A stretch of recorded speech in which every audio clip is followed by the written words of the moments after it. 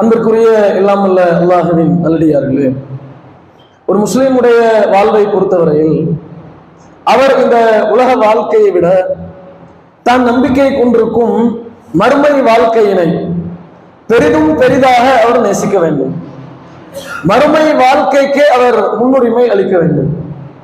இந்த உலகத்தில் வாழும் போது அவர் தேர்வு செய்யக்கூடிய அனைத்தையும் உலகத்தின் பயனை பிரதிபலனை கவனத்தில் கொள்ளாமல் நான் ஈடுபடக்கூடிய இந்த காரியத்தால் எனது மறுமை வாழ்க்கைக்கு இது எந்த விதத்தில் நன்மையா அமையும் என்பதை அடிப்படையாக கொண்டு முழுக்க முழுக்க இவ்வுலகத்தினுடைய அனைத்து காரியங்களையும் மறுமையை கவனத்தில் கொண்டு செயல்படக்கூடிய பண்பினை ஒரு முஸ்லீம் வளர்த்துக் கொள்ள வேண்டும். இந்த மறுமை சிந்தனையைத்தான் அல்லாஹ் ரப்பல் ஆலமீன் திருமறை குர்ஆனிலும் நமக்கு அறிவுறுத்துகின்றான். நபிகள் பெருமானார் ஸல்லல்லாஹு அலைஹி வஸல்லம் அவர்களும் இந்த சிந்தனையைத்தான் நமக்கு போதிக்கின்றார்கள். ஆனால் இன்றைக்கு உலகத்தில் வாழக்கூடிய பெரும்பாலான முஸ்லிம்கள் குர்ஆன் சொல்லக்கூடிய இந்த அறிவுரைகளுக்கு மாற்றமாக முழுக்க முழுக்க இவ்வுலகத்தினுடைய இன்பங்களிலேயே மூழ்கி விடுகின்றார்கள். மறுமையை மறந்தவர்களாக, மறுமை என்ற ஒரு வாழ்வு உண்டு, அந்த வாழ்வில் தான் ஒரு முஸ்லீம் நிலையாக நிரந்தரமாக தங்க போகின்றான், முஸ்லிம்களுக்கு என்று அல்லாஹ் வாக்களித்திருக்கின்ற வாழ்வு என்பது மறுமைதான் என்கிற குர்ஆன் வசனங்களையும் நபி பெருமானார் ஸல்லல்லாஹு அலைஹி வஸல்லம் அவர்கள் பல்வேறு சந்தர்ப்பங்களில் மறுமை குறித்து நமக்கு போதித்த அறிவுரைகளையும் மறந்தவர்களாக உலகத்தினுடைய இன்பங்களிலேயே மூழ்கி வாழ்ந்து வருகிறார்கள். அற்பமான இவ்வுலகத்தின் இன்பங்கள் தான் நிலையானவை என்று வாழ்ந்து வருகிறார்கள். இன்றைக்குள்ள காலகட்டத்தில் ஒரு முஸ்லீமுடைய வாழ்வில் மறுமை பற்றிய சிந்தனைகள் எல்லாம் மிக மிக குறைந்து விட்டது. மறுமையை பற்றியிலான அவரது பேச்சுக்கள் என்பது குறைந்து விட்டது.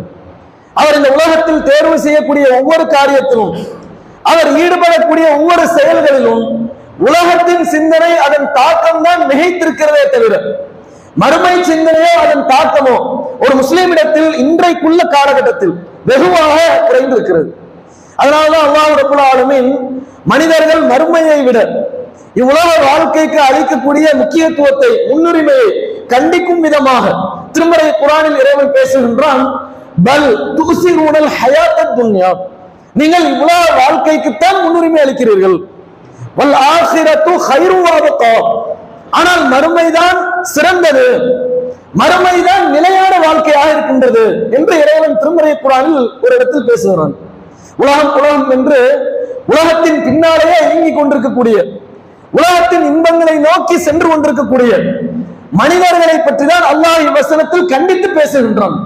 நீங்கள் உலகத்தின் இன்பங்களுக்கு முக்கியத்துவம் வழங்குகிறீர்கள், உலகத்தின் பொருளாதாரத்துக்கு முக்கியத்துவம் கொடுக்கிறீர்கள், உலகத்தில் வாழும் போது உலகத்தின் நன்மைகளுக்கு முக்கியத்துவம் வழங்குகிறீர்கள், செல்வத்தை சேகரித்துக் கொண்டே இருக்க வேண்டும் என்பதற்கு முக்கியத்துவம் தருகிறீர்கள். அல்லாஹ் என்னும் திருமறை குர்ஆனிலோ நபி மொழிகளிலோ உலகமே வேண்டாம் என்று மனிதனுக்கு சொல்லவில்லை. உலகம் வேண்டும், உலகத்திலேயும் நாம் நன்மைகளை தேடலாம். அப்படிப்பட்ட துஆக்களை எல்லாம் கூட அல்லாஹ் திருமறை குர்ஆன் வழியாக நமக்கு கற்றுத்தரவும் செய்கின்றான். திருமறையில் இறைவன் சொல்லி காட்டுகின்றான், ரப்பனா ஆத்தினா ஃபித் துன்யா ஹஸனா, இறைவா எங்களுக்கு இந்த உலக வாழ்க்கையிலும் நன்மையை கொடு, வஃபில் ஆখিরাতি ஹஸனா, மறுமை வாழ்க்கையிலும் எங்களுக்கு நன்மையை கொடு, வகினா அஸாபன்னார், நரக நெருப்பை விட்டு இறைவா எங்களை காப்பாற்று. நபிகள் பெருமானார் ஸல்லல்லாஹு அலைஹி வஸல்லம் அவர்கள் தாம் செய்த பலமையான பிரார்த்தனைகளை, துஆக்களில் இந்த துஆவை அதிகமாக செய்தார்கள் என்று நபிமொழிகள்ல பார்க்கிறோம். அப்ப இந்த உலகத்தினுடைய இன்பங்களை நாம் தேடுவதோ, அல்லாஹ்விடத்தில் அது குறித்து நாம் பிரார்த்திப்பதோ, துஆ செய்வதோ மார்க்க அடிப்படையில் எந்த குற்றமும் இல்லை. அது மார்க்கத்தில் அனுமதிக்கப்பட்டதுதான். உலகமே வேண்டாம், எதுவுமே வேண்டாம் என்கிற சிந்தனையை முஸ்லிம்களுக்கு இஸ்லாம் வழிகாட்டி தரவில்லை. உலகம் வேண்டும், தேவையான அளவுக்கு வேண்டும். ஒரு மனிதனுக்கு உலகம் எந்த அளவிற்கு வழங்கப்பட்டிருக்கிறதோ அந்த அளவிற்கு அதிகமாக மறுமை சிந்தனை அவரிடத்தில் இருக்க வேண்டும். ஒரு மனிதனுக்கு உலகத்தின் செல்வங்கள் எந்த அளவிற்கு குவிகின்றனவோ அதற்கு ஏற்ப மறுமை பற்றிய ஆசையும், அந்த செல்வத்தின் மூலம் மறுமையை தேட வேண்டும் என்கின்ற அம்சமும் அவரிடத்தில் அதிகமாக குடிக்கொண்டிருக்க வேண்டும். அதுதான் மறுமை சிந்தனை. திருமறை குர்ஆனை நீங்கள் புரட்டி பாருங்கள். திருமறை குர்ஆனில் ஏராளமான வரலாற்று செய்திகளை, சம்பவங்களை இறைவன் குர்ஆனில் குறிப்பிடுகிறான். திருமறை குர்ஆன் என்பது ஏதோ நாம் ஓடுவதற்கான ஒரு வழிகாட்டுதல் மட்டுமல்ல. திருமறை குர்ஆனை நாம் அரபியில் ஓடுவதற்கென்று மார்க்கத்தில் நமக்கு நன்மை உண்டு. மகத்தான கூலிகள் உண்டு. நபிகள் பெருமானார் ஸல்லல்லாஹு அலைஹி வஸல்லம் அவர்கள் சொன்னார்கள், மன் கரஅ ஹர்ஃபன் பி கிதாபில்லாஹ், யார் அல்லாஹ்வுடைய வேதத்திலிருந்து ஒரு எழுத்தை வாசிக்கின்றாரோ, ஹர்ஃப் என்ற ஒரு வார்த்தை கிடையாது, ஒரு எழுத்து, ஒரு எழுத்தை யார் வாசிக்கிறாரோ அவருக்கு பலவு ஹஸனத்துன், ஒரு நன்மை உண்டு. இஸ்லாத்தை பொறுத்தவரையில் ஒரு நன்மை செய்தோம் என்றால் ஒண்ணுக்கு ஒண்ணு கிடையாது, ஒரு நன்மைக்கு 10 நன்மை அல்லாஹ் வழங்குகின்றான். நபி அவர்கள் அதை விளக்கி சொல்கிறார்கள், ஒரு ஹஸனத்து பி அஷ்ரி அம்சாலிஹா, ஒரு நன்மை என்றால் ஒண்ணு கிடையாது உங்களுக்கு, அது போன்ற 10 மடங்கு நன்மை உண்டு. ஒரு எழுத்த குர்ஆன்ல இருந்து நாம் வாசித்தோம் என்றால் ஒரு எழுத்தை உச்சரிக்கும் போது 10 நன்மை அல்லாஹ் வழங்கி விடுவான். நபி அவர்கள் சொல்கிறார்கள், லா அகூலு அலிஃப் லாம் மீம் ஹர்ஃபுன் வாஹிதுன், அலிஃப் லாம் மீம் என்ற வார்த்தையை ஒரு எழுத்துன்னு நான் சொல்ல மாட்டேன். அதுல உள்ள அலிஃப் என்பது ஒரு எழுத்து, லாம் என்பது ஒரு எழுத்து, மீம் என்பது ஒரு எழுத்து. குர்ஆன்ல நாம் அமர்ந்து அலிஃப் லாம் மீம் என்று நாம் ஓதினால் 30 நன்மைகள் நமக்கு வழங்கப்பட்டு விடும். திருமறை குர்ஆனை ஓதுவதற்கென்றும் ஏராளமான நன்மைகள் மார்க்கத்தில் நமக்கு சொல்லி தரப்பட்டிருக்கிறது. ஆனால் குர்ஆன் என்பது ஓதுவதற்கான, வெறுமனே வாசித்துக் கொண்டிருப்பதற்கான ஒரு புத்தகம் மட்டுமல்ல. திருமறை குர்ஆன் என்பது நாம் சிந்திப்பதற்கான ஒரு வழிகாட்டுதலும் கூட. அந்த வகையில் நாம் சிந்திப்பதற்காக திருமறை குர்ஆனில் ஏராளமான வரலாற்று செய்திகளை நாம் படிப்பினை பெற வேண்டும் என்கின்ற நன்னோக்கத்தில் இறைவன் திருமறையில் குறிப்பிடுகிறான். நபி மூசா அலைஹிஸ்ஸலாம் அவருடைய காலத்தில் வாழ்ந்த மிகப்பெரிய ஒரு செல்வந்தன், ஒரு வசதி வாய்ப்பு படைத்தவன், உலகத்தினுடைய பெரும் இன்பங்கள் வழங்கப்பட்டவன் காரூன் என்பவன், பெரிய செல்வந்தன். காரூனுக்கு வழங்கப்பட்டதை போன்ற ஒரு செல்வம் இதுவரைக்கும் உலகத்தில் யாருக்கும் வழங்கப்பட்டதில்லை. அவ்வளவு பிரம்மாண்டமான வசதி வாய்ப்புகள் காரூனுக்கு வழங்கப்பட்டிருந்தது. காரூனுக்கு அவ்வளவு இன்பங்கள் வழங்கப்பட்டிருந்தது. இன்றைக்கு யாரையெல்லாம் நாம் உலக பணக்காரர்கள், ரொம்ப சொகுசாக வாழ்ந்து கொண்டிருக்கிறார்கள், மலை போல் செல்வத்தை குவித்து வைத்திருக்கிறார்கள் என்றெல்லாம் யாரை பற்றியெல்லாம் நாம் கருதுகிறோமோ, இந்தியாவிலும் சரி உலக அளவிலையும் சரி, யாரை பத்தி எல்லாம் நாம் பேசுறோமோ கருதுகிறோமோ அவர்களை விடவெல்லாம் பன்மடங்கு அதிகமான சொத்துக்கள், செல்வங்கள் காரூனுக்கு வழங்கப்பட்டிருந்தது. காரூனுக்கு வழங்கப்பட்ட செல்வத்தை பற்றி, உலகத்தின் இன்பங்களை பற்றி திருமறை குர்ஆனில் ஒரு இடத்தில் அல்லாஹ் பேசுகின்றான். காரூனுக்கு அல்லாஹ் கொடுத்திருக்கக்கூடிய செல்வங்களை, சொத்துக்களை அவன் தனது ஹசானாக்கள்ல, கருவூலங்கள்ல போட்டு பூட்டி பூட்டி வைத்திருப்பானாம். பூட்டப்பட்டதற்கு பின்னால் அதுக்கு சாவிகள் இருக்கும்ல, ஹசானாக்களுக்கு கருவூலங்களுக்கு என்று சாவிகள் இருக்கும், பீரோவுக்கு சாவி இருக்கும். அந்த சாவிகளை சுமப்பதற்கு வலுவுள்ள ஒரு பெரிய கூட்டம் வேணும் அப்படின்னு குர்ஆன்ல ஒரு இடத்துல சொல்றோம். அதனுடைய சாவிகள் இருக்கிறது, அந்த கருவூலங்களுக்கான சாவிகள் இருக்கிறது.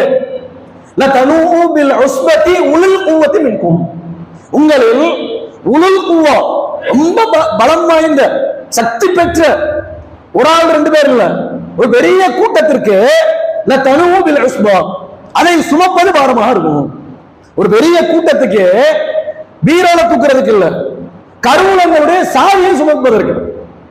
காரூனுக்கு வழங்கப்பட்ட செல்வம் எத்தகையது என்றால், அவனுக்கு வழங்கப்பட்ட வசதி வாய்ப்புகள் எத்தகையது என்றால், அந்த வசதி வாய்ப்புகளை பற்றி அல்லாஹ் பேசும்போது எவ்வளவு செல்வம் அவனுக்கு கொடுத்திருக்கிறான் நல்லா பேசல. அவனுக்கு வழங்கப்பட்ட தங்கம் எவ்வளவு, அவனுக்கு வழங்கப்பட்ட வெள்ளிகள் எவ்வளவு, அது எத்தனை கிலோ இருக்கும், வைடூரியங்கள் எத்தனை கிலோ இருக்கும், இதை பற்றி எல்லாம் அல்லாஹ் சொல்லல. குர்ஆன்லயோ ஹதீஸ்லயோ அது பற்றிய குறிப்புகள் இல்லை. காரூனுக்கு வழங்கப்பட்ட செல்வங்களை, ஒவ்வொரு செல்வங்களையும் ஒவ்வொரு ஹசானாக்கள்ல போட்டு போட்டு பூட்டி வச்சிருப்பான். பூட்டப்பட்டதற்கு பின்னால் ஒவ்வொன்றுக்கும் தனித்தனி சாவிகள் இருக்குமா. அந்த சாவிகளை சுமப்பதை பற்றி எல்லாம் பேசுகின்றோம். நம்ம வீடுகள்ல பீரோக்கள்லாம் இருக்கும், ஒரு பீரோ வச்சிருக்கோம், 2 பீரோ வச்சிருக்கோம், தேவைக்கேற்ப பீரோ சாவிய தூக்குறதுக்கு ஒரு பெரிய கூட்டம் வருமா. ஒரு மணி பர்ஸ்ல வச்சு அடைச்சிடலாம், ஒரு பர்ஸ்ல வச்சு அடைச்சு கொண்டு போயிடுவான். சாவியை ஒரு பேச்சு கொண்டு போறதா இருந்தா வீட்டுல பெரும்பாலும் வச்சுட்டு போயிடுவோம். சாவியை கொண்டு போறதா இருந்தா கூட ஒரு பையில வச்சு நம்ம கொண்டு போயிடுவான், நம்மளே தூக்கிட்டு போயிடுவான். சாவிகளை தூக்குறதுக்கு ஒரு பெரிய கூட்டம் வேணுமா. காரூனுக்கு வழங்கப்பட்ட செல்வம் எத்தகையது என்றால், அவன் தனக்கு வழங்கப்பட்ட செல்வங்களை ஒவ்வொரு ஹசானாக்களையும் போட்டு பூட்டி வைத்திருப்பான். பூட்டப்பட்டதற்கு பின்னால் உள்ள சாவிகளை தூக்குறதுக்கு வலுவுள்ள ஒரு பெரிய கூட்டம் வேணும். நோஞ்சான்களை பத்தி அல்லாஹ் சொல்ல, தூக்குவதற்கு சிரமப்படக்கூடிய ஆட்களை பற்றி அல்லாஹ் பேசவில்லை. இன்றைக்கு நம்மள பல பேர் இருப்பாங்க, இளைஞர்கள் நம்ம சொல்லிக்கிறோம். அதாவது பொருளை கீழே குனிஞ்சு இப்படி தூக்க சொன்னா தூக்கும் போதே அவங்களுக்கு குறுக்கெல்லாம் பிடிச்சிக்கிறோம். ஒரு பெரிய வெயிட்டான ஒரு பொருளை இப்படி தூக்குங்க பாய் அப்படின்னு சொன்னா தூக்கும் போதே குறுக்கு பிடிச்சிக்கும், முதுகெல்லாம் வலிச்சு. இவ்வளவு பெரிய வெயிட் தூக்க சொல்றீங்களே, பெரிய வெயிட்டா இருக்கு, தூக்கம் போதே குறுக்கு பிடிச்சிக்கிறோம். 10 படிதான் ஏறி இருப்பாங்க மாடியில, ஏறினோடனே மூட்டுக்காலம் அடிக்க ஆரம்பிச்சோம். இப்படிப்பட்ட பலவீனமானவர்களை பற்றி அல்லாஹ் இந்த வசனத்தில் பேசல. உலுல் குவா, பலம் வாய்ந்தவர்கள், திடகாத்திரமானவர்கள், எதையும் தூக்குவதற்கு ஆற்றல் பெற்றிருப்பார்கள், சக்தி பெற்றிருப்பார்கள், அவர்களில் ஒரு ஆள் 2 ஆள் இல்ல, ஒரு பெரிய கூட்டம், ஒரு கூட்டம் வேணும் அதுக்கு சாவியை தூக்குறது. எவ்வளவு பிரம்மாண்டமான வசதி வாய்ப்புகளை காரூனுக்கு எல்லாம் வழங்கியிருப்பாங்க. இப்படி பிரம்மாண்டமான வசதி வாய்ப்புகள் வழங்கப்பட்ட காரூனிடத்தில் நபி மூசா அலைஹிஸ்ஸலாம் அவருடைய காலத்தில் வாழ்ந்த சில நன்மக்களை வைத்து அல்லாஹ் சில அறிவுரைகளை காரூனுக்கு சொல்லுகிறான். சூரா கஸஸ் என்ற அத்தியாயத்தோட இறுதி பகுதிகளில் அவனுக்கு சொல்லப்பட்ட அறிவுரைகள் எல்லாம் அல்லாஹ் குர்ஆன்ல குறிப்பிடுகிறான். வாய்ப்பு இருக்கும் போது வாசித்து பாருங்கள். அந்த அறிவுரைகள்ல மிக முக்கியமான முதன்மையான அறிவுரை என்ன தெரியுமா? காரூனுக்கு அல்லாஹ் சொல்ல சொன்ன அறிவுரைகள் வபுத்தகி சீமா ஆத்தாக்கல்லாஹு தாருல் ஆகிரா. காரூனே, உனக்கு அல்லாஹ் வழங்கி இருக்கக்கூடிய செல்வத்தின் மூலம், அல்லாஹ் உனக்கு வழங்கி இருக்கக்கூடிய உலகத்தின் இன்பங்களின் மூலம் நீ அத்தாருல் ஆகிரா, மறுமை வீட்டை நீ தேடு. இவ்வளவு செல்வங்கள் அல்லாஹ் உனக்கு கொடுத்திருக்கிறான், பிரம்மாண்டமான வசதி வாய்ப்புகளை அல்லாஹ் உனக்கு தந்திருக்கிறான். இந்த செல்வத்தின் மூலம் நீ எதை தேட வேண்டும்?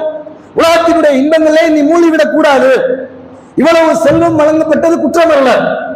பெரும் பொருளாதாரங்களை ஹலாலான முறையில், ஹராமான முறையில் நம்ம சேர்க்க கூடாது. ஹலாலான முறையில் எவ்வளவு பொருளாதாரங்களை வேண்டுமானாலும் நாம் திரட்டி வைத்துக் கொள்ளலாம், மார்க் அடிப்படையில் தப்பு இல்லை. ஆனால் இந்த செல்வங்களின் மூலம், உலகத்தினுடைய இன்பங்களின் மூலம் நீ எதை தேடணும்? மறுமை வீட்டை நீ தேடு. மறுமையை உங்கள் சிந்தனையில் வை. மறுமைக்காக நீ வாழ். இந்த உலகத்தில் மறுமையை கவனத்தில் கொண்டு இந்த உலகத்தில் உள்ள அனைத்து தேர்வுகளையும் நீ அமைத்துக் கொள். காரூனுக்கு அல்லாஹ் சொல்ல சொன்ன அறிவுரை. இந்த அறிவுரை தான் முஸ்லிம்களாகிய நமக்கும். ஒரு முஸ்லிமை பொறுத்தவரையில் இந்த உலகத்தினுடைய இன்பங்களை விட, உலகத்தின் காரியங்களை விட மறுமைக்குத்தான் அவர் முக்கியத்துவம் அளிக்க வேண்டும். மறுமையை மறந்து ஒரு முஸ்லிம் இந்த உலகத்தில் ஒருபோதும் வாழ்ந்து விடக்கூடாது. நபிகள் பெருமானார் ஸல்லல்லாஹு அலைஹி வஸல்லம் அவர்கள் தம்முடைய செயல்பாடுகளின் மூலமும் தன்னுடைய தோழர்களுக்கு சொன்ன பல்வேறு அறிவுரைகளின் மூலமும் மறுமை சிந்தனையைத்தான் அதிகம் நினைவுபடுத்தினார்கள். இந்த உலகம் என்பது நிலையானதல்ல, இது வெற்று அலங்காரம், கண் கவர்ச்சியை தரக்கூடிய அற்பமான ஒரு இன்பம். இந்த உலகத்தில் மனிதனுக்கு வழங்கப்பட்டிருக்கக்கூடிய எந்த இன்பங்களும் நிலைத்திருக்காது, எந்த இன்பங்களும் நீடித்திருக்காது. உலகத்துல வாழ்றோம், கோடான கோடி செல்வங்களை ஒரு மனிதன் சேர்த்து வைக்கிறான், அவை அனைத்தும் நிலையானதா? பெரும் பேரையும் புகழையும் இந்த பகுதியில் ஒரு மனிதர் சம்பாதித்து வைத்திருக்கிறார், அவை அனைத்தும் நிரந்தரமானதா? எல்லாம் ஒரு நாள் முடிவுக்கு வரும். அவருடைய மரணத்தின் மூலம் அவருக்கும் இந்த உலகத்திற்கும் உண்டான அத்தனை தொடர்புகளும் அருந்து போய்விடும். அவர் சேர்த்து வைத்த சொத்துக்கள் அவர்களுக்கு பயனளிக்காது, அவர் திரட்டி வைத்திருக்கும் மக்கள் ஆதரவு அவருக்கு பயனளிக்காது. மறுமை நாளில் அவர் இறக்கும் தருவாயில் ஒன்றும் இல்லாதவராக அனாதையாத்தான் அவர் உலகத்தில் இருப்பார். யாரும் அவர் கூட இருப்பாங்களா? இஸ்லாத்தினுடைய நியதியை என்ன அப்படி இல்லை. அவர்ல நம்ம மட்டும்தான் தனித்து விடப்படுவோம், நம்முடைய நற்செயல்கள் மட்டும்தான் நம்ம கூட இருக்கும். அப்படிப்பட்ட ஒரு வாழ்க்கையை நோக்கி நாம் பயணிக்க இருக்கிறோம். இந்த உலகத்தில் நாம் வாழ்வதே மறுமைக்காகத்தான். நாளை மறுமை நாள் அல்லாஹ்வின் முன்னால் நாம் நிறுத்தப்படும் போது தனியாகத்தானே நிறுத்தப்பட்டிருப்போம், கூட்டாக அல்லாஹ் நிறுத்தி விசாரிப்பான் நம்மை. அல்லாஹ் குர்ஆன்ல குறிப்பிடுகிறானே, யௌம யஃபிர்ருல் மர்உ மின் அஹீஹி, அந்த நாளில், மறுமை நாளில் ஒரு மனிதன் தன்னுடைய சகோதரனை விட்டு விரண்டு வருவான். உம்மிஹி வ அபீஹி, தாயை விட்டு தன்னுடைய தந்தையை விட்டு விரண்டு வருவான். வ ஸாஹிபதிஹி வ பனீஹி, தன்னுடைய மனைவியை விட்டு தான் பெற்றெடுத்த, தான் உச்சி போர்ந்து குஞ்சிய தன்னுடைய பிள்ளைகளை விட்டு விரண்டு விடுவான். பிள்ளைகளுக்கு ஒண்ணுனா மனைவிக்கு ஒண்ணுனா பாடாப்படுற உலகத்துல மறுமையில எப்படி இருக்கும்? விரண்டு ஓடுவோம். மனைவியை விட்டு, தன்னுடைய பிள்ளைகளை விட்டு, தாயை விட்டு, தந்தையை விட்டு விரண்டோடக்கூடிய நாள் மறுமை நாள். பெரும் அச்சத்தை கொண்ட, திடுக்கத்தை கொண்ட ஒவ்வொரு மனிதனும் தனித்தனியே தன்னை பற்றி சிந்திக்கக்கூடிய நாள் தான் மறுமை நாள். மறுமை நாள்ல யாருடைய ஆதரவும் நமக்கு இருக்காதுங்க. யாரும் நமக்கு பரிந்து பேச மாட்டார்கள். அல்லாஹ்விடத்தில் யாராவது நமக்கு வந்து கை கொடுத்து இந்த மாதிரி அல்லாஹ்விடத்தில் உங்களுக்கு ரெக்கமெண்ட் பண்றேன் என்று யாரும் நமக்காக பரிந்து பேச மாட்டார்கள். எந்த குடும்பத்திற்காக இன்றைக்கு ஓடாய் உழைக்கிறோமோ, ஓடாய் தேய்ந்து கொண்டிருக்கிறோமோ, குடும்பத்தினர்கள் நாளை மறுமை நாளில் நமக்காக பரிந்து பேச மாட்டார்கள். இன்றைக்கு நம்ம பல நபர்களை பார்க்கிறோம். உலகத்தில் வாழும் போது மார்க்க வரம்பு, மார்க்க மீறல்களில் ஈடுபடுவதற்கு, மார்க்கம் சொன்ன அறிவுரைகளை தாண்டி செயல்படுவதற்கு, மார்க்கம் வகுத்திருக்கக்கூடிய எல்லைகளை மீறி செயல்படுவதற்கு யாரை காரணம் காட்டுகிறார்கள்? குடும்பத்தை காரணம் காட்டி, சொந்த பந்தங்களை காரணம் காட்டிதான் மார்க்க மீறல்களில் மனிதன் ஈடுபடுகிறான். வட்டி அடிப்படையில் கொடுக்கல் வாங்கலை அமைத்துக் கொள்கிறான். இன்றைக்கு மனிதன் கொடுக்கல் வாங்கலை வட்டியில் அமைந்திருக்கிறது. வட்டியை என்ன மார்க்கம் ஆதரிக்கிறதா? வட்டியை மார்க்கம் கடுமையாக கண்டிக்கிறது. அல்லாஹ்வோடு போரிடுவதற்கு சமம் என்று மார்க்கம் நமக்கு கண்டிக்கிறது. வட்டி அடிப்படையில் பொருளாதாரத்தை அமைத்துக் கொள்கிறார்கள். கேட்டா என்ன சொல்றாங்க? ஏன் பாய் வட்டி அடிப்படையில் பொருளாதாரத்தை அமைச்சுக்கிறீங்க? வட்டிக்கு வாங்கக்கூடாதே பாய், வட்டி கொடுக்க கூடாதே பாய். கேட்டா என்ன சொல்லுவாங்க? எல்லாம் எனக்காக நான் வாங்கினேன், எல்லாம் என்னுடைய குடும்பத்திற்காக, எல்லாம் என்னுடைய மனைவி பிள்ளைகளுக்காக, மனைவிக்காக பிள்ளைகளுடைய நலனை கவனத்தில் கொண்டு அவருடைய படிப்பை கவனத்தில் கொண்டுதான் வட்டிக்கு வாங்கினேன், தவணைக்கு வாங்கினேன் என்று இன்றைக்கு சொல்லக்கூடிய எத்தனையோ முஸ்லிம்கள் நம்ம உண்டு. நம் மறுக்கையில் மார்க்க மீறல்கள் அல்லாஹ் சொன்ன அறிவுரைகளை மீறி நடைபெறக்கூடிய நிகழ்ச்சிகள்ல இன்றைக்கு முஸ்லிம்கள் பங்கேற்கிறார்கள். ஆடம்பரமான நிகழ்ச்சிகளுக்கு போறாங்க, மார்க்கம் தடுத்திருக்கக்கூடிய சபைகள்ல போய் உட்கார்றாங்க. கேட்டா என்ன காரணம் சொல்றாங்க? இந்த சபைக்கு போகாட்டி, இந்த நிகழ்ச்சிக்கு போகாட்டி என்னுடைய சொந்த பந்தங்கள் என்னை பாய்ச்சிக்குவாங்க, என்னுடைய சொந்த பந்தங்கள் இந்த நிகழ்ச்சிக்கு செல்லாவிட்டால் என்னை ஒதுக்கி வைத்து விடுவார்கள். ஒன்றை யோசிக்க வேண்டும், சொந்த பந்தங்கள் நாளை மறுமை நாளில் நமக்கா அல்லாவிடத்தில் பரிந்து பேசுவார்களா? யாரும் பரிந்து பேச மாட்டார்களே. சொந்த பந்தங்கள் நம்மை தனித்து விட்டு விடுவார்களே மறுமை. சொந்த பந்தங்கள் நமக்கா எந்த ஒரு பரிந்துரையும் அல்லாஹ்விடத்தில் பேச மாட்டார்களே. மறுமை வாழ்க்கை அல்லாஹ் நமக்கு தந்திருப்பதே, ஏற்படுத்தி இருப்பதே இந்த உலகத்தில் வாழும் போது மறுமைக்கான தேடலில் நாம் ஈடுபடுவதற்குத்தான். அல்லாஹ் இந்த உலகத்தை தந்திருப்பது மறுமைக்கு தேவையானவற்றை இந்த உலகத்தில் நீ சம்பாதித்துக் கொள். இந்த உலகத்தை நமக்கு தந்திருப்பது உலகத்திலேயே லயிச்சு போய் உலகத்தினுடைய சொகுசுகளே மூழ்கி வாழணும் அப்படிங்கிறதுக்காண்டி அல்லாஹ் தரல. மறுமைக்கு தேவையானவற்றை இந்த உலகத்திலிருந்து நீ எடுத்துக்க, சம்பாதித்துக் கொள். மறுமைதான் சிறந்தது, இந்த உலக வாழ்க்கை அழிந்து போகக்கூடியது அப்படிங்கிற சிந்தனை அல்லாஹ்வுடைய தூதர் அவர்கள் நமக்கு பல்வேறு சந்தர்ப்பங்களை ஏற்படுத்தினார்.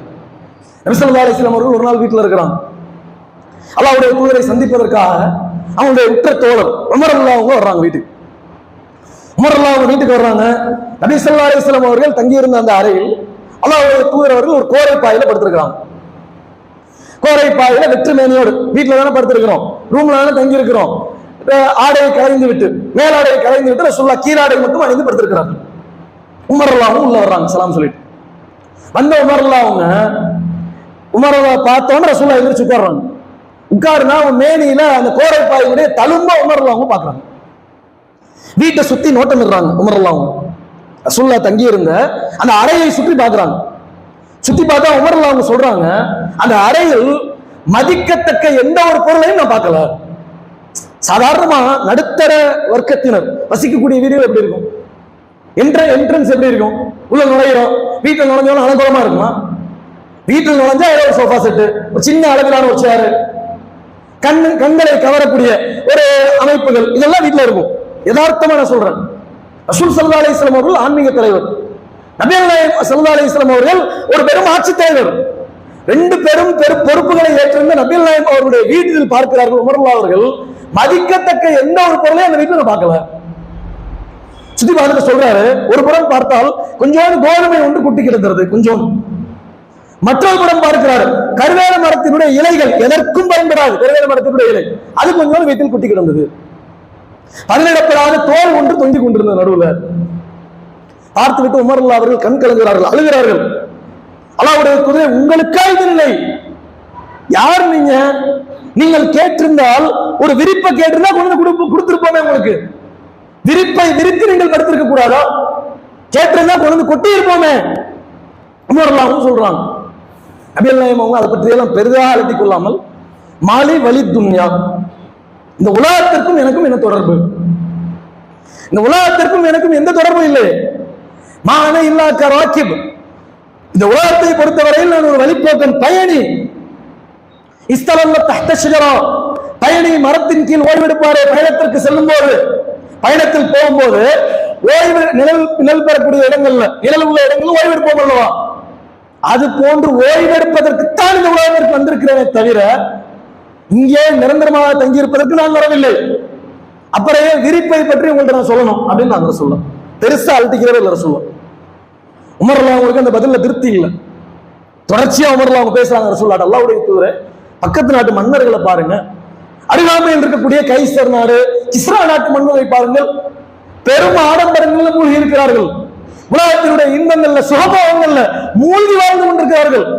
முஸ்லிம்கள் அப்படிங்கிறதுக்காண்டி நம்ம இப்ப கஷ்டப்படுறோமே, இப்படி வாழ்ந்து கொண்டிருக்கிறோமே, நமக்கே இந்த நிலை அப்படின்னு சொல்லும் போது ரசூலுல்லாஹ் கோவம் வந்து நபிகள் நாயகம் அவங்க உமர்ல அவங்கள்ட்ட சொல்றாங்க, அந்த ஃபிஷக் என்ன உமரே சந்தேகத்தில் இருக்கிறீர்களா, டவுட்ல இருக்கிறீங்களா? உலாய்க்க கௌமுன் உஜ்ஜிலத்துலஹும் தய்யிபாத்துஹும், நீங்கள் யாரை கைசர் நாட்டு மன்னர் கிஸ்ரா நாட்டு மன்னர்கள் அவர்கள் வாழ்ந்த விதங்கள் அந்த சுகபோகங்கள் இவர்களை பற்றி எல்லாம் நீங்கள் சொல்கிறீர்களே, அவர்கள் இந்த உலகத்தோடு அவர்கள் செய்த நற்செயல்கள் முடிந்து விட்டது. உலாய்க்க கௌமுன் உஜ்ஜிலத்துலஹும் தய்யிபாத்துஹும், அவர்கள் செய்த நற்செயல்களுக்கான கூலி இந்த உலகத்திலேயே அவர்களுக்கு விரைவுபடுத்தி கொடுக்கப்பட்டுவிடும். மறுமையில் அவர்களுக்கு என்ன நற்பெயரும் இல்லை. அந்த இறை மறுப்பாளர்களோடு நம்மை நீங்கள் ஒப்பிடுகிறீர்களா? இறை மறுப்பாளர்களும் நாமும் ஒன்றா? தன்னுடைய அசௌகரியத்தை பத்தி பேசுறோட உமர்லா ரசூலுல்லாஹ் பெருசா கண்டுக்கிறது. அதை பத்தி உமர்லா கேட்கிறாங்க, விருப்ப கேட்டு கொண்டு கொடுத்துருப்போமே, அதை பத்தி நான் பேசல பெருசா. இறை மறுப்பாளர்களுடைய நிலையோடு முஸ்லிம்களுடைய நிலையை ஒப்பிடும் போது உமர்லா அவர்கள் பேசிய போது ரசூலுல்லாஹ் கோவம் வந்தது. அதை எப்படி நீங்க சொல்லலாம்? நாமும் அவர்களும் ஒன்றா? அவர்கள் செய்த எந்த நற்செயல்களுக்கான கூலியும் மறுமையில் அவர்களுக்கு கிடையாது. நாம் சின்ன நற்செயல்கள் செய்தால் கூட அதற்கான கூலி மறுமையில் நமக்கு உண்டு. மறுமை சிந்தனையைத்தான் நபிகள் நாயகம் அவர்கள் ஒவ்வொரு சந்தர்ப்பத்திலும் நினைவூட்டினார். இன்றைக்கு அப்படிதான் நம்ம இருக்கிறோமா? யோசிச்சு பாருங்க. நம்முடைய வணக்க வழிபாடுகள், நாம் செய்யக்கூடிய ஒவ்வொரு செயல்களும், நாம் சிந்திக்கக்கூடிய ஒவ்வொரு காரியங்களும் உலக வாழ்க்கையை நோக்கியதாக இருக்கிறதா, இல்லது மறுமை வாழ்க்கையை கவனத்தில் கொண்டு உலகத்துல வாழும்போது போய் பேசக்கூடாது, உலகத்தில் வாழும்போது புறம் பேசிடக்கூடாது, அல்லாஹ் எச்சரித்த காரியங்களை நாம் செய்துவிடக் கூடாது, அல்லாஹ் தடுத்த காரியங்களின் பக்கம் நாம் சென்றுவிடக் கூடாது, ஒவ்வொன்றிலும் மறுமையை கவனத்தில் கொண்டு நம்முடைய தேர்வுகளை நாம் அமைத்துக் கொள்கிறோமா? நபிகள் நாயகம் ஸல்லல்லாஹு அலைஹி வஸல்லம் அவருடைய காலத்தில் வாழ்ந்த நன்மக்கள் சஹாபாக்கள் அவர்கள் மறுமையை பற்றிய சிந்தனை அவருடைய உள்ளத்தில் அல்லாஹ்வுடைய தூதர்கள் ஆழ பதித்த காரணத்தினால்தான் ஒரு நாட்டை விட்டு இன்னொரு நாட்டுக்கு ஹிஜ்ரத் பண்ணி போனாங்க. மக்காவில இருந்து மதீனாவுக்கு ஹிஜ்ரத் பண்ணி போனாங்கன்னா காரணம் என்னன்னு நினைக்கிறீங்க? மறுமை சிந்தனை அவருடைய உள்ளத்தில் வலுவாக இருந்தது. தங்களுடைய பொருளாதாரத்தை இஸ்லாத்திற்காக பல்வேறு தியாகங்களை உழைப்புகளை அல்லாஹ்விற்காக செலுத்தினார்களே, அதுக்கெல்லாம் காரணம் என்ன நினைக்கிறீங்க? மறுமை சிந்தனை அவரிடத்தில் இருந்த காரணத்தினால்தான் அத்தனை உழைப்புகளையும் செய்தார்கள். சில நபி தோழர்கள் சில தருணங்களில் அல்லாஹ்வுடைய மார்க்கத்திற்காக தங்களுடைய உயிர்களையும் கொடுத்தார்கள். காரணம் என்ன? நாம் வாழ்வது இந்த உலகத்தில் அல்ல, உலகத்திற்காக அல்ல. அல்லாஹ் நம்மை படைத்திருப்பது மறுமைக்காகத்தான். இந்த உலகத்தில் வாழும் போது மறுமைக்காக நம்முடைய சேமிப்புகளை அதிகப்படுத்திக் கொள்ள வேண்டும் என்கின்ற சிந்தனை அவர்களிடத்தில் வலுவாக இருந்தது. ஒரு முஸ்லிம் தன்னுடைய உள்ளத்தில் இந்த சிந்தனையை ஆழ பதித்துக் கொள்வானேயானால் அவனுடைய தொழுகை அதிகமாகும், அவனுடைய வணக்க வழிபாடுகள் அதிகமாகும், அவனுடைய தான தர்மங்கள் அதிகமாகும். காரணம் என்ன? அவன் மறுமையை பற்றி புரிந்து கொண்டான். காசு பணங்கள், நாம் வைத்திருக்கக்கூடிய காசு பணங்கள் மறுமையில் பேசாது, தொழுகைதான் மறுமையில் பேசும். பொருளாதாரத்தை கொண்டு நாம் செய்யக்கூடிய நற்காரியங்கள், நல்லறங்கள், இவைகள் தான் மறுமையில் பேசும். அல்லாஹ் குர்ஆனில் சொல்லுகிறான் அல்லவா, வஅன்ஃபிகு மிம்மா ரஸக்னாகும், அல்லாஹ் உங்களுக்கு வழங்கி இருக்கக்கூடிய செல்வங்களின் மூலம் நீங்கள் செலவிட்டுக் கொண்டே இருங்கள், செலவு செய்யுங்கள் அல்லாஹ்வுடைய பாதையில். எப்போ வரைக்கும்? மின் கப்லி அன் யஅதிய அஹதகுமுல் மௌத், மரணம் உங்களில் ஒருவருக்கு வருவதற்கு முன்பு வரைக்கும் அல்லாஹ்வுடைய பாதையில் செலவழித்துக் கொண்டே இருங்கள். காரணம் என்ன தெரியுமா? மரணம் வந்துவிடுமேயானால் லவ்லா அஹர்தனி இலா அஜலின் கரீப், இறைவா எனக்கு கொஞ்சம் அவகாசம் கொடு, ஃபஅஸ்ஸதக வ அகும் மினஸ் சாலிஹீன், உங்களுடைய பாதையில் நான் தான தர்மங்கள் செய்து நல்லவனாக மாறிவிடுகிறேன் என்று நீங்கள் சொல்லாமல் இருப்பதற்காக அல்லாஹ்வுடைய பாதையில் உலகத்தில் வாழும் போதே நீங்கள் செலவு செய்யுங்கள். மறுமைக்காகத்தான் இந்த உலக வாழ்க்கை எல்லாம் நமக்கு தந்திருக்கிறான் என்கின்ற உண்மையை நாம் புரிந்து கொண்டோமேனால் நம்முடைய செயல்கள் இந்த உலகத்தில் சீராகும். அப்படிப்பட்ட சிறந்த நன்மக்களாக அல்லாஹ் என்னையும் உங்களையும் ஆக்கி அருள் புரிவானாக என்று பிரார்த்தித்தவனாக இந்த முதல் உரையை நிறைவு செய்திருக்கிறேன்.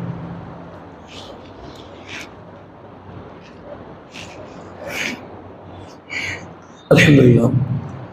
அன்பிற்குரிய எல்லாம் வல்ல அல்லாஹ்வின் நல்லடியார்களே, நபிகள் பெருமானார் ஸல்லல்லாஹு அலைஹி வஸல்லம் அவர்கள் ஒரு சமயத்தில் சொன்னார்கள், அஹப்புல் பிலாதி இலல்லாஹி மசாஜிதுஹா, ஒரு ஊரில் அல்லாஹ்விற்கு மிக பிரியத்திற்குரிய இடம் அந்த ஊரில் அமைந்திருக்கக்கூடிய பள்ளிவாசல்கள், இப்போது நாம் அமர்ந்திருக்கக்கூடிய இடம், இது அல்லாஹ்விற்கு மிக பிடித்தமான இடம். இன்னொரு ஹதீஸ்ல சொன்னாங்க, மம் பனா லில்லாஹி மஸ்ஜிதன் யப்தகி பிஹி வஜ்ஹல்லாஹ், யார் இறையில்ல கட்டுமான பணி ஒன்றுக்கு, பள்ளிவாசல் வாங்குவதற்கான ஒரு பணிக்கு யார் தன்னுடைய பொருளாதாரத்தை செலவிடுகிறாரோ, பனல்லாஹு லஹு பைத்தன் ஃபில் ஜன்னா, சொர்க்கத்தில் அல்லாஹ் அவருக்கு மாளிகை பரிசாக தருகிறான் என்று ரசூலுல்லாஹ் சொன்னாங்க. அந்த அடிப்படையில தான் ஒவ்வொரு தமிழகத்தில் உள்ள ஒவ்வொரு பகுதியிலையும் இறை இல்லங்கள் அல்லாஹ்வுடைய திருப்தியை எதிர்பார்த்து, ஏன்னா நம்ம தொழக்கூடிய இடம்ன்றது இணை வைக்கக்கூடிய இல்லங்களா இருக்கக்கூடாது, இறைவனை வணங்குவதற்குரிய இல்லங்களாக மட்டும் இருக்க வேண்டும் என்கின்ற நன்னோக்கத்தில் தான் பள்ளிவாசலை கட்டப்படுகிறது. பெரும்பாலானவர்கள் இன்றைக்கு சிலர்கள் இது போன்ற விமர்சனங்களை கூட நம்ம மேல முன்வைக்கிறார்கள். பள்ளிவாசல்லாம் எதுக்கு, ஏற்கனவே நிறைய பள்ளிவாசல்கள் இருக்குல்ல, அப்புறம் எதுக்கு புதுசா பள்ளிவாசல்? புதுசாலும் பள்ளிவாசல் இல்லை, புதுசா பள்ளிவாசல் ஒரு இடத்துல எழுப்புகிறார்கள் என்றால் அந்த இடத்தில் உள்ள மக்கள் அந்த பள்ளிவாசலை பயன்படுத்திக் கொள்வார்கள் என்கின்ற நோக்கத்தில் தான் இப்ப நம்ம அமர்ந்திருக்கிறோம். இந்த இடம் எப்படிப்பட்ட இடம்ன்றது நமக்கு தெரியும், இந்த இடத்தினுடைய முக்கியத்துவம் நமக்கு தெரியும்.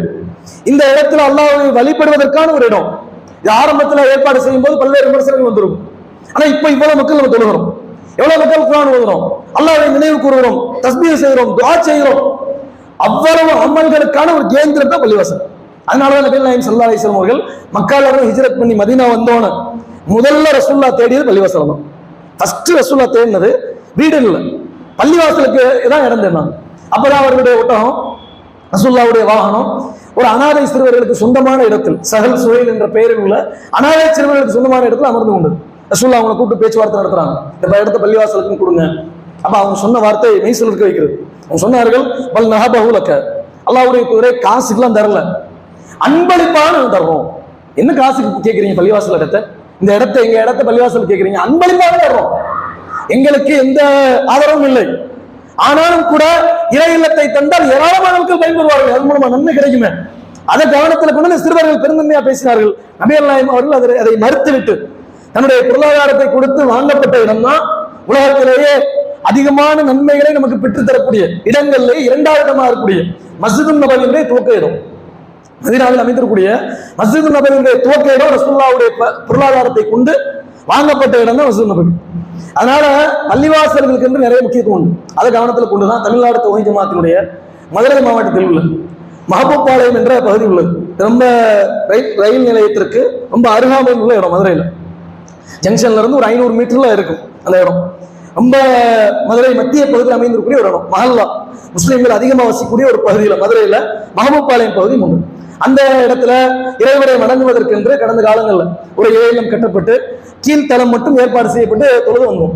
இதுல மக்களுடைய எண்ணிக்கை அதிகமாகி ஒரு கட்டத்துல ஆண்களுக்கும் இடப்பற்றாக்குறை ஏற்பட்டு வந்திருக்கக்கூடிய பெண்களும் ஆர்வமா வரக்கூடிய பெண்களுக்கும் இடப்பற்றாக்குறை ஏற்பட்டு மேல்தளத்தை ஏற்பாடு செய்வோம் என்று முடிவு செய்து கடந்த வருஷத்துல அந்த மேல்தளம் ஏறத்தாழ ஒரு 50 லட்சம் ரூபாய் பொருளாதாரத்துல மேல்தளம் அமைக்கப்பட்டது. அதுல உள்ள அந்த கட்டுமான பணி இன்னும் நிறைவு செய்யப்படவில்லை. அந்த பள்ளிவாசல் கட்டுமான பணி நிறைவு செய்யப்படுவதற்கு, அந்த மேல உள்ள தளம் நிறைவு பெறுவதற்கு இன்னும் ஒரு 20 இருந்து 25 லட்சம் ரூபாய் அளவிற்கு தேவைப்படுகிறது. அதை கவனத்தில் கொண்டு இந்த ஜும்மாவிற்கு பிறகு இந்த பள்ளிவாசலுக்காக வசூல் செய்யப்படும் இறைவனுடைய திருப்தியை எதிர்பார்த்து வேற எந்த ஒரு காரணத்தையும் முன்வைக்காமல் இதை நாம் செய்வதால் நம்முடைய மரணத்திற்கு பின்னால் உள்ள வாழ்க்கை சிறப்பாக அமையும், நம்முடைய மறுமை வாழ்க்கை சிறப்பாக அமையும் அப்படிங்கிற ஒரு நன்னோக்கத்துல வந்திருக்கூடிய ஆண்களும் பெண்களும் ரசூலுல்லாஹ் காலத்துல பெண்கள் தங்களுடைய ஆபரணங்களை எல்லாம் கலட்டி அல்லாஹ்வுடைய பாதைக்கு அளித்தார்கள் என்ற நபிமொழிகள் எல்லாம் பார்க்கிறோம். அதை கவனத்தில் கொண்டு வந்திருக்கக்கூடிய ஆண்களும் பெண்களும் இந்த பள்ளிவாசல் கட்டுமான பணிக்காக தங்களுடைய பொருளாதாரத்தை வாரி வழங்குமாறு கேட்டுக்கொள்கிறோம். பொருளாதாரம் தனியாக ஜிபே வழியாக யூபிஐ வழியாக தரக்கூடிய சகோதரர்களும் சகோதரிகளும் உங்களுடைய பொருளாதாரத்தை QR கோடு வச்சிருக்கோம், அந்த QR கோடு வழியாக நீங்க பொருளாதார செலுத்தலாம், வெளியே துண்டலை என்ன செய்யலாம், உங்களுடைய பங்களிப்பை செலுத்தலாம் என்று சொல்லிக் கொள்கிறோம். ஜும்மாவுக்கு பொருளாதாரம் கொண்டு வராத சகோதர சகோதரிகள் மகரிப் வரைக்கும் ஆட்கள் இருப்பாங்க, இன்னைக்கு முழுவதும் இருப்பாங்க. வாய்ப்புள்ள சகோதர சகோதரி உங்களுடைய பொருளாதாரத்தை கொடுத்து இந்த அல்லாஹ்வுடைய பள்ளிவாசல் கட்டுமான பணி நிறைவு செய்யப்படுவதற்கு உங்களால் இயன்ற பங்களிப்பை தாராளமாக வாரி வழங்குமாறு கேட்டுக்கொண்டு நிறைவு செய்து கொள்கிறேன். வாஹிரு தஅவானா அல்ஹம்துலில்லாஹி ரப்பில் ஆலமீன். அஸ்ஸலாமு அலைக்கும்.